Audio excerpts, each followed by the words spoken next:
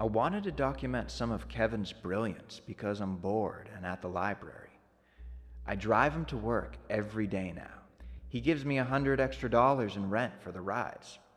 Kevin showed up at the lobby of Mr. G's in the summer and told Shaheen, our boss, that he can just give him $10 an hour to start, but he's gonna want more eventually.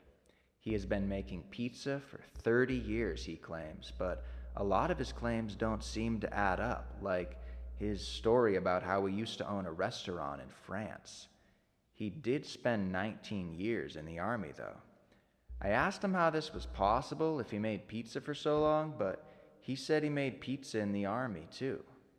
At this point, he's been in the building longer than anyone because he worked here for 8 years when it had a different owner.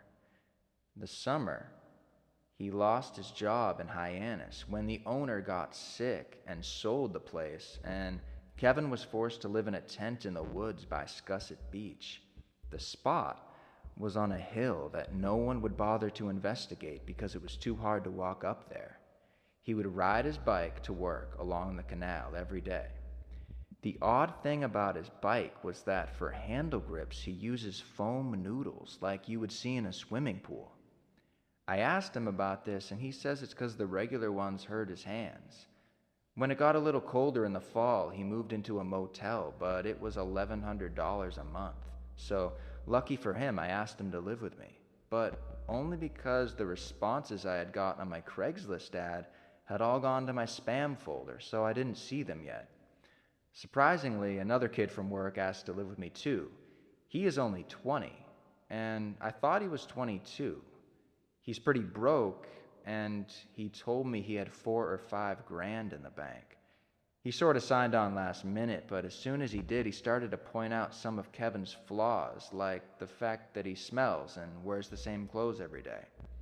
Yeah, he's gonna be in the crawl space. That's where we're gonna put him, he said, about Kevin. Kevin's real fat, too. That's another important detail. He would wear this large tie-dye t-shirt because his red Mr. G shirt doesn't fit. He has long hair and this big mustache and something below his lip he said is called a Fu Manchu. He always wears shorts and black boots, and when I mop, he usually tracks chunks of dirt over my freshly mopped surface. When I pick it up and try to blame him, he tells me to put it on a cracker and eat it. Even though he's made pizza for so long, and he knows how to prep all the food at work and make everything on the fly, he's not doing what he's supposed to be doing. According to him, he used to own a fudge shop in the place that is now the Butterfly Gift Shop. He said he was forced to give it up when his stepdaughter stole from the register because he didn't want to deal with that. He wants to go to England and live there. They do have free health insurance. He already got fined $600 for not having any.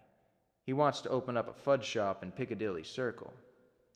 I asked him why he doesn't just gather some money and go, but he says he needs at least 400 grand. Yeah, he says, I want to see the sights and be able to relax for a while, then open up a fudge shop. Out of the blue one day on the way home, he goes, yeah, I wish life was just a little bit easier. All I could say was, yeah, but I guess we're just forced to do whatever we do. And I'm not sure what I meant by that, but sometimes we're forced to do brilliant things, like live in the woods. He's pretty smart to be able to do that, but I'm done writing about him for now.